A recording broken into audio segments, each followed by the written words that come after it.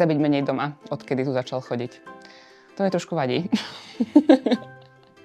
Nechce, že dieťa nechce chodiť domov, odkedy chodí do školy pod stromom.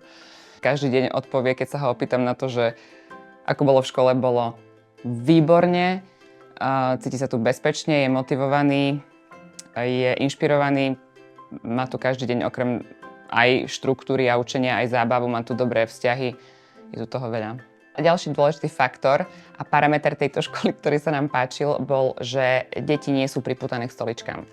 Doteraz počúvam šialené príbehy o tom, ako deti sa nemôžu pohnúť na štátnej školy zo stoličiek a my máme veľmi akčné dieťa. Neznamená, že je hyperaktívne, ale normálne dieťa, ktoré má potrebu sa hýbať a je to aj dokázané, že deti sa lepšie učia, keď majú aj možnosť pohybu, čiže tu sa mi to veľmi, veľmi páčilo, že deti sa učia v pohybe, učia sa vonku, interaktívne sa učia a vidno to, akože tie výsledky je vidieť a tie deti sú uvoľnené. Toto je obrovská kvalita tu, že tie deti sú proste uvoľnené, tie deti nie sú v strese.